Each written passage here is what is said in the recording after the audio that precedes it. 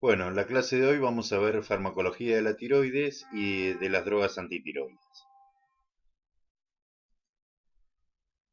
Primero vamos a repasar un poquito de histología. Esto ustedes ya lo saben.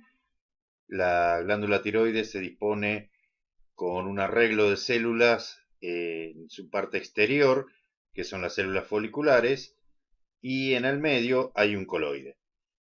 Las células foliculares son las que van a sintetizar la hormona tiroide propiamente dicha, que es la triodotironina o T3, y además la T4.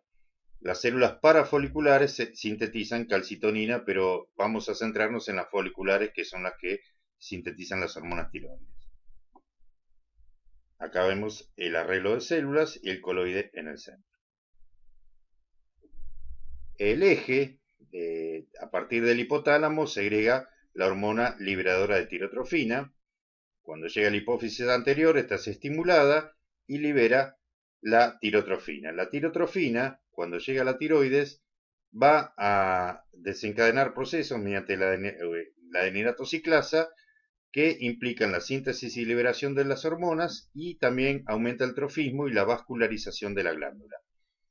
El primer paso, el paso de la hormona liberadora de tirotrofina al llegar a la hipófisis, puede ser inhibido por tanto la dopamina como los glucocorticoides, mientras que el yoduro en concentraciones altas, va a desacoplar la ciclasa de la unión de la tirotrofina con el receptor.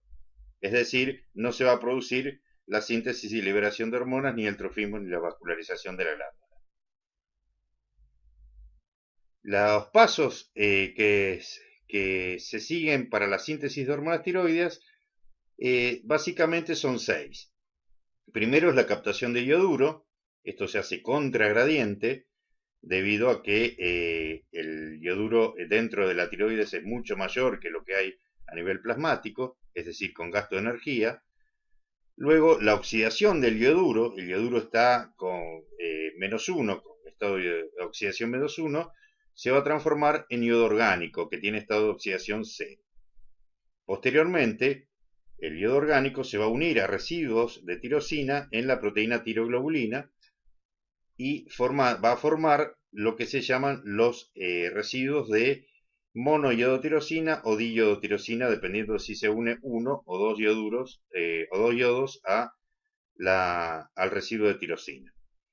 Posteriormente se produce un acoplamiento entre dos de estos residuos que van a formar las tironinas, de las cuales la T3 y la T4 son parte. Todavía estas tironinas están unidas a la molécula de tiroglobulina. Posteriormente se produce un proceso de pinocitosis, se produce la proteólisis dentro de unas vesículas de la tiroglobulina, la proteólisis enzimática, y se liberan las hormonas.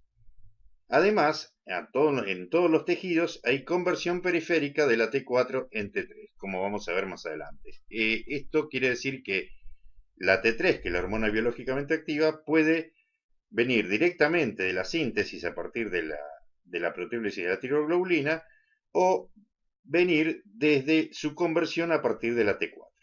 Y esto va a tener importancia, como vamos a ver más adelante. Acá hay un esquema donde más o menos se esquematiza, digamos, todo este proceso. Al principio se observa la entrada contragradiente del yoduro en la célula folicular. Esto es en la membrana basal. El yoduro difunde hacia la luz del coloide, donde está el coloide, y el yoduro es transformado por una peroxidasa que actúa junto con peróxido de hidrógeno como grupo prostético, se transforma en yodo orgánico. El yodo orgánico es el que se va a unir a los residuos de tirosina de la tiroglobulina que se encuentra en el coloide. La misma peroxidasa facilita el acoplamiento, es decir, que dos residuos de, por ejemplo, monoyodotirosina o diyodotirosina se unen para formar las tironinas. Esto también requiere la presencia de peróxido de hidrógeno. Así se sintetiza la la tiroglobulina en el coloide. Por un proceso de pinocitosis a nivel de la membrana apical, la tiroglobulina va a ser encerrada dentro de unas vesículas que básicamente son proteolíticas, van a liberar, van a proteolizar, a alisar la proteína, y esta va a liberar los residuos de monoiodotirosina, diodotirosina, que pueden volver a ser recuperados porque el ioduro se puede liberar y el ioduro vuelve al ciclo, y también las tironinas T4 y T3 que van a ser excretadas. Cada uno de estos pasos, como vamos a ver, puede ser inhibido específicamente por distintas drogas. Acá hay otro ejemplo donde vemos cuáles son las drogas que inhiben cada uno de estos pasos. Por ejemplo, a nivel de la bomba de iodo y la bomba de ioduros, el perclorato y los tiocianatos son inhibidores. Es decir, que el ioduro no podría ingresar en el citoplasma de la célula folicular. Por otra parte, a nivel de la peroxidasa, tenemos las tiureas, que las vamos a ver más adelante, el propiltiuracilo, el metilmercaptoimidazol, como inhibidores de estos pasos. En la formación de las vesículas tenemos algunos inhibidores antimitóticos, por ejemplo la colchicina, la citocalcina B. Además, el litio y el ioduro también pueden inhibir este paso. Finalmente, en la conversión periférica de T4 a T3, los inhibidores pueden ser el propiltiuracilo, propranolol, amiodarona, glucocorticoides, litio y el ácido iopanoico. Todos estos compuestos inhiben la conversión de T4 en T3. Acá tenemos un esquema donde vemos cómo sería la molécula de monoiodotirosina y la de diiodotirosina. La única diferencia, como ven, es que una tiene un yodo en el residuo y la otra tiene dos. Y cómo se produce el acoplamiento para formar en este caso la T4. También se podría formar la T3. Si se unen dos diiodotirosinas se forma la T4. Si se une una mono con una diiodotirosina se forma la T3. Donde se observa que hay dos de estos residuos unidos, y esa es la característica de las tironinas, lo que las difieren, digamos, de las tirosinas, de las monoiodotirosina y la de diiodotirosina. Este es otro ejemplo donde vemos el mismo proceso en otra figura.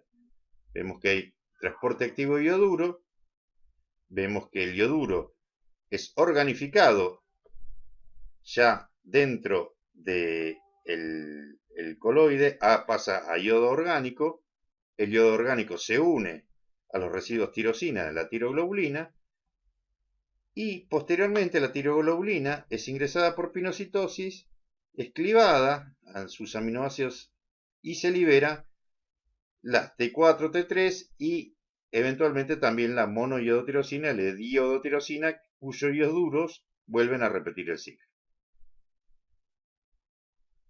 La producción diaria de T4 es de 70 a 90 microgramos y la de T3 de 15 a 30 microgramos típicamente.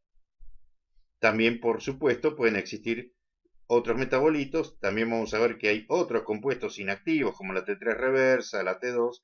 Después vamos a hablar un poquito de esto. La ingesta diaria de ioduros no debería ser menor a 50 microgramos diarios, pero tampoco debe ser muy excesiva, como vamos a ver más adelante.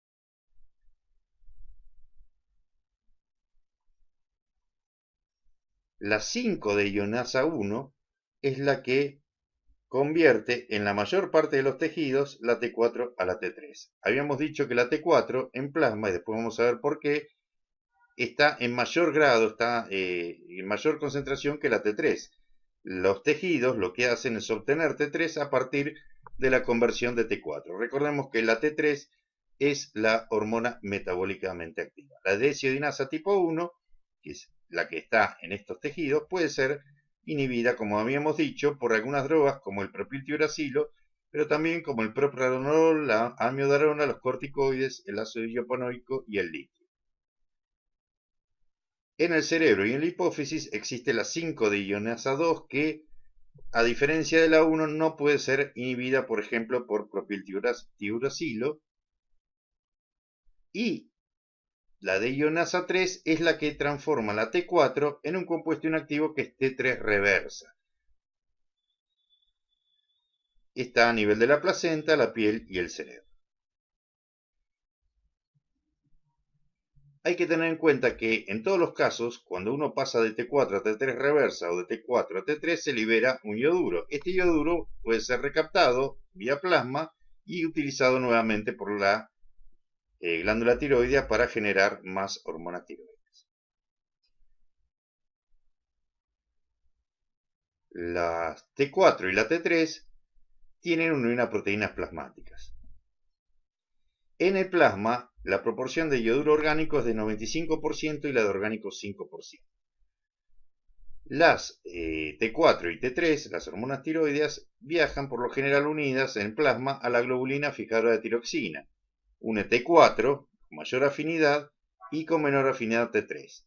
Esto trae consecuencias, por ejemplo, que la T4 tiene una vida media bastante mayor que la T3. La transtirretina une también la T4. Y la albúmina puede unir también a ambas, T3 y T4, pero siempre la que tiene más afinidad por las proteínas plasmáticas es la T4 y no la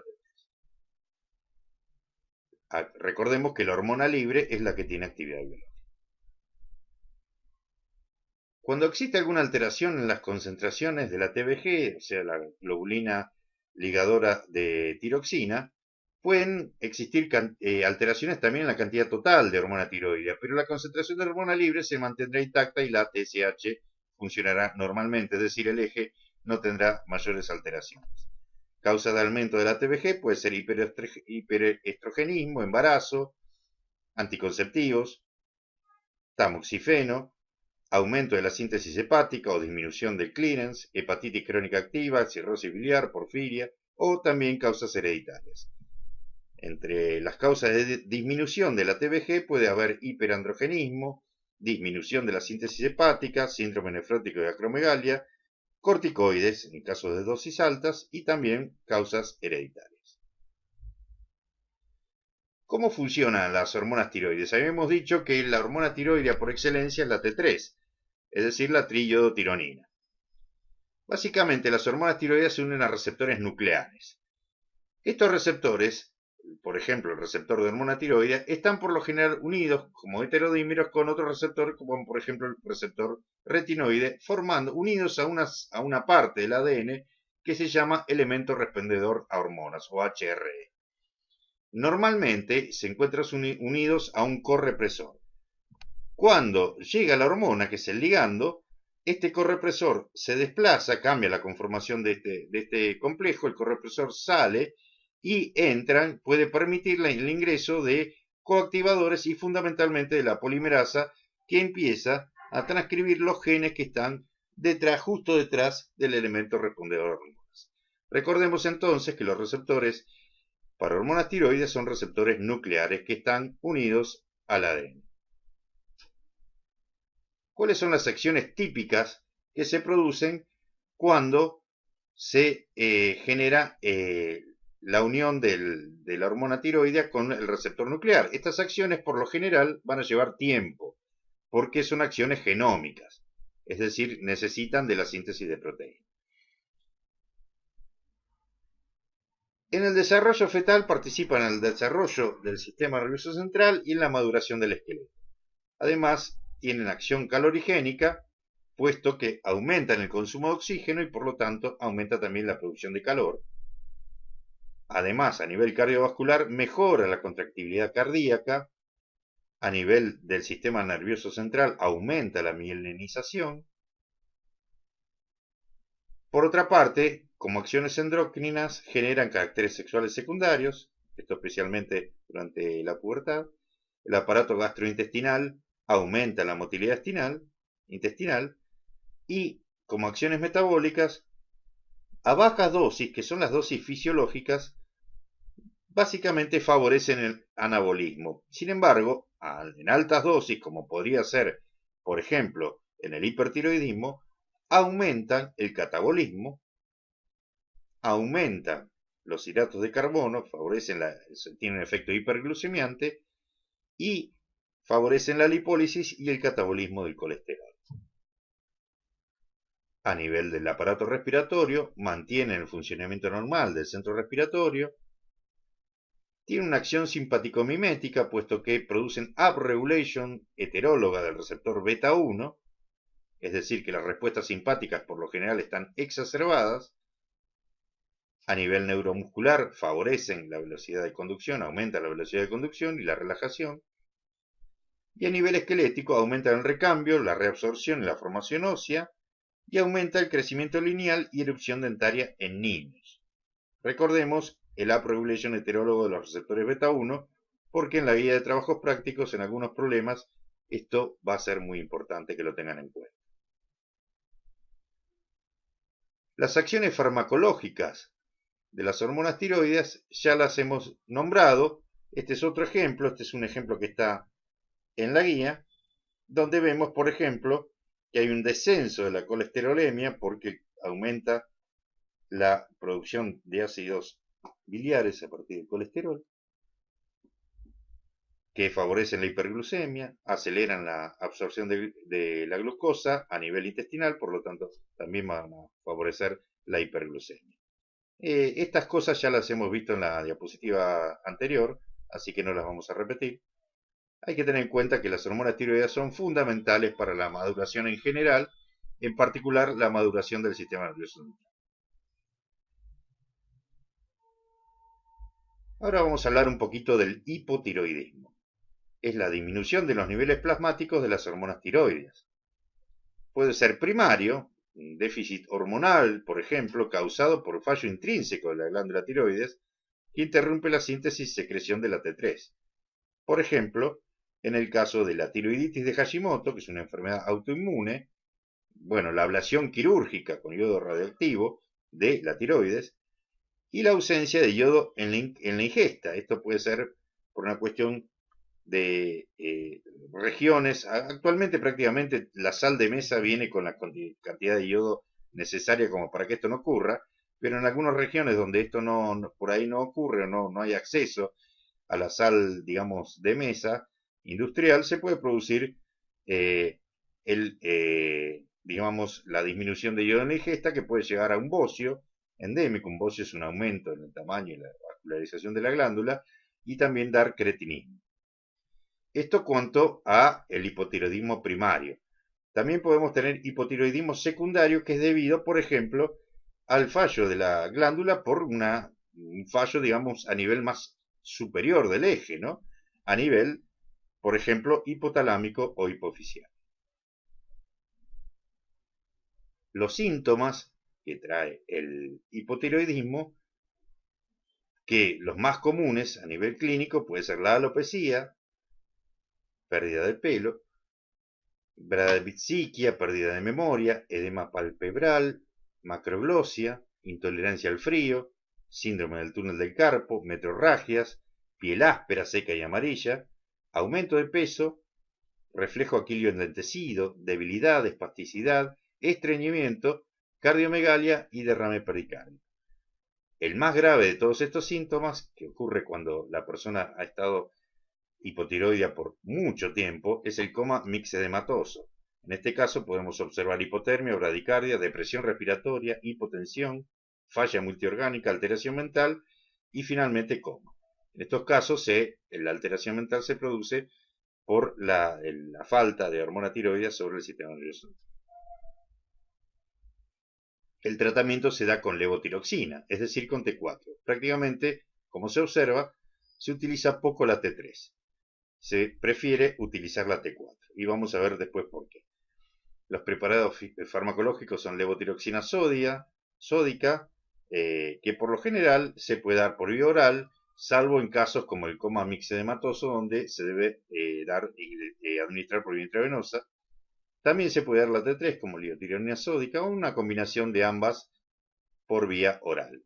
Hay que tener en cuenta que el tratamiento debe ser iniciado con dosis bajas para evitar, entre otras cosas, por ejemplo, el desencadenamiento de Angor, sobre todo en los pacientes ancianos y en las personas que tienen cardiopatía.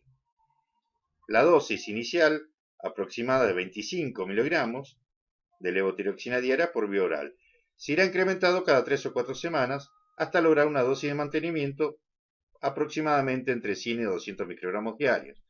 Siempre hay que chequear la cantidad de hormona tiroidea. Una vez eutiroides, la dosis se puede incrementar si fuera necesario. ¿Por qué? Porque muchos procesos metabólicos, al incrementar el aumento de hormona tiroidea, lo que hace el organismo es empezar a, por una cuestión, digamos, de regulación, lo que hace es disminuir, digamos, su propia absorción y su biotransformación, por lo tanto, muchas veces se debe aumentar la dosis. La absorción de la T4 se puede administrar por vía oral o intravenosa, como ya dijimos. Se absorbe en el intestino delgado la T3 casi completamente y la T4 tiene un 50-80% de biodisponibilidad y su absorción disminuye con los alimentos. La distribución es generalizada de ambas hormonas. Habíamos dicho que además la T4 se unía con más avidez a las proteínas plasmáticas, en particular a la TBG. El metabolismo puede ser para conversión de T4 a T3, en el caso de la T4, va a T3 por medio de las deshidrogenasas 1 y 2 o a T3 reversa por la deshidrogenasa 3. Además, T3 y T4 se conjugan en hígado con ácido glucurónido y sulfúrico y se secretan por bilis, pudiendo realizar circulación enteropática. La eliminación, aproximadamente el 20-40% se elimina por heces, por lo que habíamos dicho de que se excretan por bilis. La vida media de la T4 es aproximadamente de 7 días y la T3 de un día. Estos valores pueden variar, pero lo importante es que la T4 siempre tiene una mayor vida media, permanece más tiempo en plasma que la T3, entre otras cosas porque, como dijimos, tiende a unirse con más avidez a las proteínas plasmáticas.